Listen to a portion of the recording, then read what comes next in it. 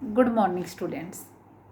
आज हिंदी की कक्षा में हम अपनी वितान पुस्तक से पाठ नंबर 3 पढ़ेंगे। पाठ का नाम है आलो अंधारी। इसकी लेखिका हैं बेबी हालदार। पेज नंबर 21 पर देखिए। मैं पहले बेटा आपको इसकी रीडिंग करूंगी और उसके बाद इसकी व्याख्या करूंगी। तो पेज नंबर 21। मैं अब अपने किराए के घर में थी। सब समय सोचती रहती कि काम न मिला तो बच्चों को क्या खिलाऊंगी, कैसे उन्हें पालूंगी पोसूंगी। मैं स्वयं एक घर से दूसरे घर काम खोजने जाती और दूसरों से भी काम जुटाने के लिए कहती। इसमें लेखिका बेबी हालदार ने सबसे पहले अपनी समस्या के बारे में बताया है कि मैं अपने पति को छोड़कर, लेखिका अपने पति को छोड़कर अपने बच्चों को साथ लेकर किराए के मकान में रहने लगी थी। उस समय उसके पास कुछ भी नहीं था। वो मानसिक और आर्थिक रूप से बिल्कुल टूटी हुई थी। तो उस समय वह सोचती है कि अगर मुझे कोई काम न मिला तो मैं अपने बच्चों को क्या खिलाऊंगी, उनका पालन पोषण कैसे करूंगी। और वो खुद ही फिर एक घर से दूसरे घर काम खोजने जाती और जो कोई उसे मिलता तो उसे भी कहती कि मेरे लिए कोई काम अवश्य ढूंढना। मुझे यह चिंता भी थी कि महीना खत्म होने पर घर का किराया देना होगा। पता नहीं इससे कम किराए में कोई घर मिलेगा या नहीं। अब लेखिका को क्या चिंता थी कि महीना खत्म होने पर उसे मकान का किराया भी तो देना था ना, और उस मकान का किराया भी ज़्यादा था। और उसे चिंता भी थी कि पता नहीं अगर कोई काम नहीं मिला और इससे कम किराए का मकान न मिला तो न जाने क्या होगा। काम के साथ में घर भी ढूंढ रही थी। 1.5 सप्ताह 1.5, ठीक है, सप्ताह हुए जा रहे थे और कोई काम नहीं मिल रहा था। मुझे बच्चों के साथ उस घर में अकेले रहते देख आसपास के सभी लोग पूछते, तुम यहाँ अकेली रहती हो? तुम्हारा स्वामी कहाँ रहता है? तुम कितने दिनों से यहाँ हो? तुम्हारा स्वामी वहाँ क्या करता है? तुम क्या यहाँ अकेली रह सकोगी? तुम्हारा स्वामी क्यों नहीं आता? और ऐसी बातें सुनकर मेरी किसी के पास खड़े होने की इच्छा नहीं होती, किसी से बात करने की इच्छा नहीं होती। मैंने बिल्कुल आपको शुरुआत में बताया कि लेखिका अपने पति को छोड़कर, क्योंकि वो नाकारा था, उसे मारता पीटता था, तो उसको छोड़कर वह अपने बच्चों को लेकर किराए के मकान में आकर रहने लगी थी। तो जो उसे यहाँ आए हुए 1.5 सप्ताह हो चुका था, लेकिन उसे कोई काम नहीं मिल रहा था। अब वो अपने बच्चों के साथ जब अकेली रहती तो जो पास पड़ोस के लोग थे ना, तो वो पूछते कि तुम यहाँ अकेली क्यों रहती हो? तुम्हारा पति, स्वामी क्या होता बेटा? पति। तुम्हारा पति कहाँ रहता है और तुम कितने दिनों से यहाँ हो, यानी कि अकेले कैसे रह रही हो? और तुम्हारा जो पति है वो क्या करता है? क्या तुम अकेली रह पाओगी? क्या अपने बच्चों का पालन पोषण कर पाओगी? और अगर तुम्हारा पति है तो वो यहाँ क्यों नहीं आता? तो ऐसी बातें सुनकर लेखिका का मन और दुखी हो जाता। उसकी किसी के भी पास खड़े होने की इच्छा नहीं होती और ना ही वो किसी से बात करना चाहती थी। उस समय वो क्या करती? बच्चों को साथ ले मैं उसी समय काम खोजने के लिए निकल पड़ती। कुछ घंटों बाद जब मैं घर लौटती तब फिर पड़ोस की औरतें आकर पूछती, क्यों, काम मिला?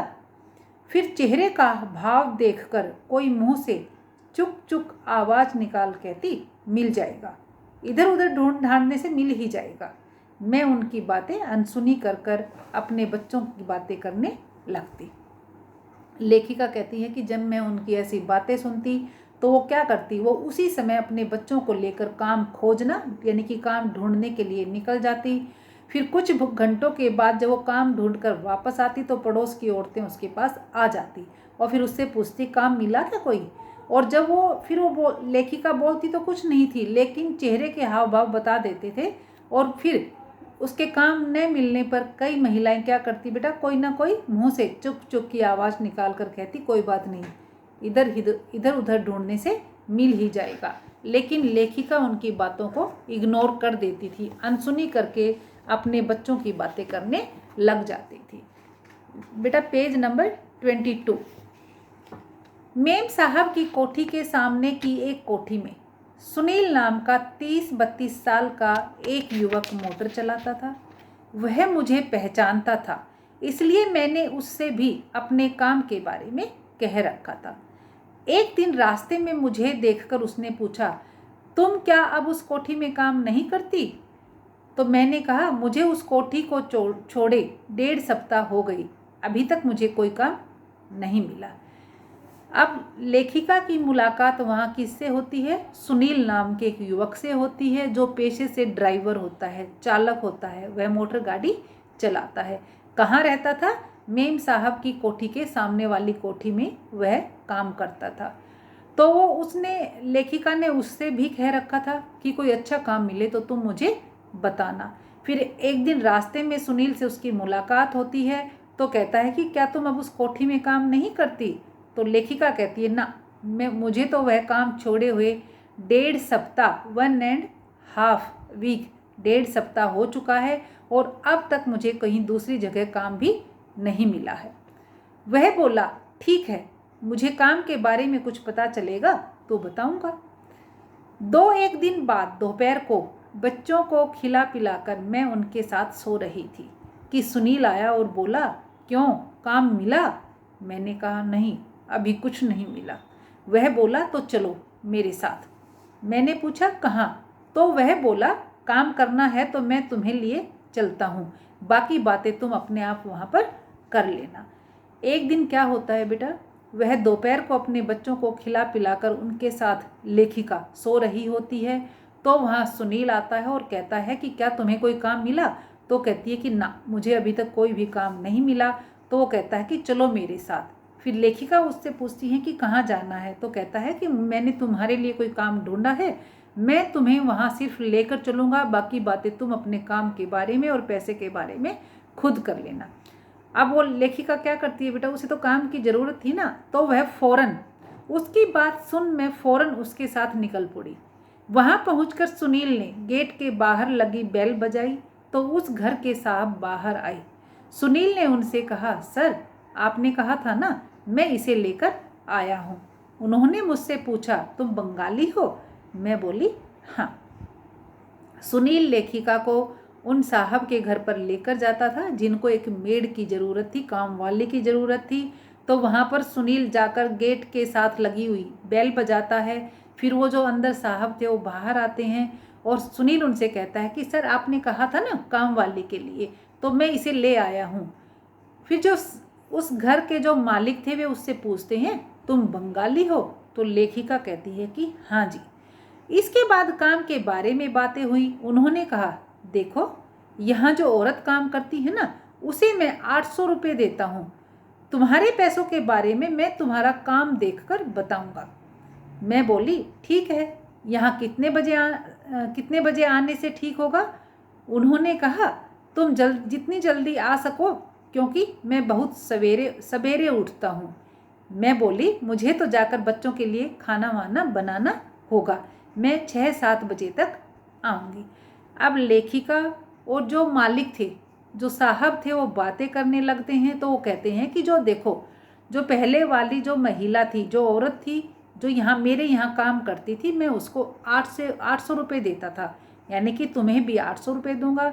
और अगर मुझे बढ़ाने हुए या तुम्हारा कुछ हुआ तो तुम्हारे पैसों के बारे में तो मैं तुम्हें तुम्हारा काम देखकर ही बताऊंगा। अब वो बोली, ठीक है, तो मुझे आना कितने बजे है?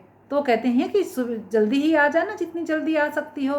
तो फिर वो कहती है कि मुझे तो अपने बच्चों के लिए खाना बनाना होता है, बाकी काम भी होता है, तो मैं 6-7 बजे तक आऊँगी। इतना कहकर मैं चलने लगी तो मुझे लगा वह पैसों के बारे में कुछ कहना चाहते हैं। सुनील जाने को हुआ तो उससे मैंने थोड़ा रुक जाने को कहा। वह बोला, तुम बात करके आ जाना, मैं चलता हूँ। मैंने कहा, बस थोड़ा सा रुक जाओ। लेकिन साहब ने फिर पैसों की बात नहीं उठाई और सिर्फ इतना कहा, कल से तुम काम पर आ जाना। लेखिका सुनील को वहाँ रोकना चाहती थी, हो सकता है कि वो उससे कोई बात करना चाहती हो किसी और काम के लिए भी, तो कहती है कि तुम यहाँ रुक जाओ। तो सुनील कहता कि नहीं, तुम आ जाना, बात करके अच्छे से आ जाना, मैं चलता हूँ। लेकिन वो फिर उससे बार बार आग्रह करती है कि प्लीज़ रुक जाओ।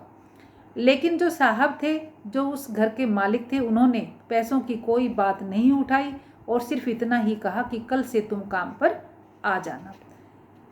अगले दिन मैं काम पर आई तो दूर से ही 35-40 वर्ष की एक विधवा को उसी घर में काम के लिए जाते देखा। साहब बाहर पेड़ों में पानी दे रहे थे। मुझे देखते ही वह भीतर गए और उस औरत से साफ साफ बात कर उसी समय उसे काम से हटा दिया। वह औरत भी बंगाली थी। बाहर आते ही उसने मुझे गालियां देना शुरू कर दिया। अब अगले दिन जब लेखिका उन साहब के घर पर काम पर जाती है तो देखती है कि 35-40 ईयर्स की यानी कि 35-40 वर्ष की एक विधवा महिला उनके घर में काम करने के लिए दाखिल हो रही थी। जो उस घर के साहब थे वो पेड़ों में पानी दे रहे थे। उन्होंने जैसे ही लेखिका को देखा तो वो अंदर गए और जो विधवा महिला पहले से उस घर में काम कर रही थी उसे साफ साफ शब्दों में मना कर दिया और काम से हटा दिया। जो औरत पहले उनके यहाँ काम करती थी वह भी बंगाली थी। बाहर आते ही उसने लेखिका को गालियाँ देना शुरू कर दिया क्योंकि लेखिका की वजह से ही उसकी नौकरी गई थी, ऐसा उस औरत का सोचना था। Page number 23। मैंने कहा, देखो मैं कुछ नहीं जानती। यदि जानती होती कि यहाँ पहले से कोई काम कर रहा है तो मैं बिल्कुल भी नहीं आती। मुझसे कहने से कोई लाभ नहीं। तुम साहब को मेरी तरफ से जाकर बता दो कि वह इस तरह काम करने को राजी नहीं है। उसने ऐसा कुछ नहीं किया और मुझे बकते बकते चली गई। लेखिका कहती है कि उस औरत ने जो पहले वहाँ काम करती थी उसने मुझे गालियाँ देना शुरू कर दिया।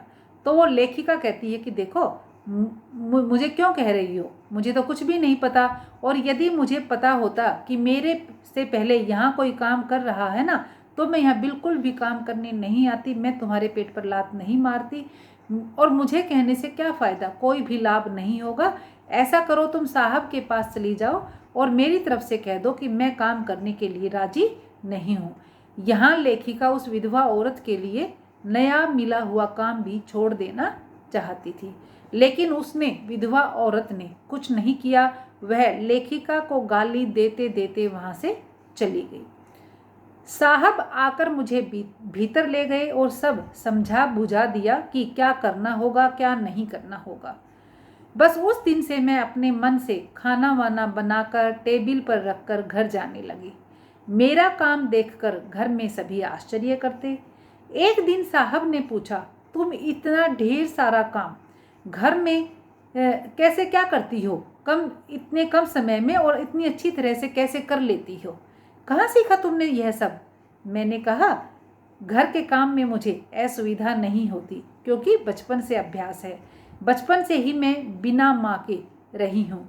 मेरे बाबा भी सब समय घर पर नहीं होते थे, इसी कारण मेरा पढ़ना लिखना भी नहीं हो सका। अब क्या होता है, जो उस घर में साहब थे ना, वो जो पहले वाली महिला थी वो जा चुकी थी, तो साहब उसे यानी कि लेखिका को भीतर ले जाते हैं और सारे काम के बारे में बता देते हैं और यह भी बताते हैं कि कौन सा काम कब करना है और कैसे करना है। वो बस उन्होंने सिर्फ बताया था, लेखिका को काम करना अच्छे से आता था, तो उसने क्या किया, खाना वाना बनाकर टेबल पर रख देती और अपने घर पर चली जाती। उसके द्वारा किए गए साफ सफाई से कार्य को सभी आश्चर्य से देखते और फिर एक दिन साहब ने उससे पूछ ही लिया, तुम इतना ढेर सारा काम इतने कम समय में और इतनी अच्छी तरह से कैसे कर लेती हो भाई, तुमने ये कहाँ से सीखा है? तो लेखिका इसका उत्तर देती है कि घर का कार्य है ना, उसमें मुझे कोई भी असुविधा समस्या नहीं होती है क्योंकि बचपन से ही मैं यह कार्य करते आ रही हूँ। बचपन से ही मैं बिना माँ के रही हूँ और जो मेरे पिता थे, मेरे बाबा थे, वो भी हर समय घर पर नहीं होते थे, इसलिए मैं घर पर काम ही करती थी। मेरी पढ़ाई लिखाई तो ढंग से हो ही नहीं पाई थी। पेज नंबर 23 पर बेटा सेकंड पैराग्राफ देखिए। मैं इसी तरह रोज सवेरे आती और दोपहर तक सारा काम खत्म कर चली जाती। बीच बीच में साहब मेरे बारे में इधर उधर की बातें पूछ लेते। एक दिन उन्होंने मेरे बच्चों की पढ़ाई लिखाई के बारे में पूछा तो मैंने कहा, मैं तो पढ़ाना चाहती हूँ लेकिन वैसा सुयोग कहाँ है। तुम अपने फिर भी चेष्टा तो करूँगी ही बच्चों के लिए। उन्होंने एक दिन बुलाकर फिर कहा, तुम अपने लड़के और लड़की को लेकर आना, यहाँ एक छोटा सा स्कूल है, मैं वहाँ बोल दूँगा। तुम रोज़ बच्चों को यहाँ छोड़ देना और घर जाते समय अपने साथ ले जाना। मैं अब अपने बच्चों को साथ लेकर आने लगी। उन्हें स्कूल में छोड़ घर आकर अपने काम में लग जाती। स्कूल से बच्चे जब मेरे पास आते तो साहब कुछ न कुछ उन्हें खाने को देते। लेखिका आगे कहती है कि मैं प्रतिदिन उन साहब के घर पर रोज सवेरे यानी कि प्रातःकाल काम करने के लिए आती और दोपहर तक सारे घर का काम ढंग से निपटाकर चली जाती। बीच बीच में जो उसके साहब थे वे उससे उसके बारे में इधर उधर की बातें करते रहते थे। तो ऐसे ही बातों में एक दिन वे उससे उसके बच्चों की पढ़ाई के बारे में भी पूछते हैं। तो कहती है कि हाँ, मैं अपने बच्चों को पढ़ाना चाहती हूँ, लेकिन मुझे ऐसा अच्छा अवसर कहाँ मिल सकता है, लेकिन मैं पूरी कोशिश करूँगी। चेष्टा होता बेटा कोशिश, मैं पूरी कोशिश करूँगी अपने बच्चों के लिए कि कोई उन्हें अच्छा सा कार्य मिल जाए। फिर एक दिन साहब उसको बुलाकर कहते हैं, तुम अपने बेटा बेटी को यहाँ ले आना, यहाँ पास में ही एक छोटा सा स्कूल है, मैं उनका दाखिला वहाँ पर करवा दूँगा। अब लेखिका क्या करती, रोज़ाना अपने बच्चों को वहाँ लेकर आती, आते ही वो उनको स्कूल छोड़ देती। बच्चे स्कूल ख़त्म होने के बाद लेखिका के पास आ जाते और इस तरह से वह अपना जीवन बिताने लगी थी। वो साहब भी इतने अच्छे थे कि बच्चों को खाने के लिए कुछ न कुछ अवश्य दे देते। अब मैं सोचने लगी कि मुझे कहीं और भी काम करना चाहिए, क्योंकि इतने पैसों में क्या बच्चों को पालूंगी पोसूंगी और क्या घर का किराया दूंगी। मैंने साहब से कहा कि यदि उन्हें पता चले कि किसी को काम करने वाले की ज़रूरत है तो मुझे बता दें। अब बेटा इसमें क्या होता है, इस पेज के अंत में देखिए, लेखिका अपने बच्चों को पढ़ा लिखा कर एक अच्छा इंसान बनाना चाहती थी। उसके लिए उसे अच्छे पैसों की आवश्यकता थी। तो वो सोच रही थी कि मुझे अब और भी कहीं काम ढूंढ लेना चाहिए। और फिर वो क्यों, क्योंकि उसे घर का किराया भी देना होता था, अकेले बच्चों का भरण पोषण करना होता था। तो वो सोचती थी ऐसा। तो फिर एक दिन वो अपने साहब से भी कह देती हैं कि किसी और को भी अगर काम की ज़रूरत हो तो मुझे आप काम के बारे में अवश्य बता देना। पेज नंबर 21 से बेटा 23 तक आप इस पाठ को रीड कर लेना।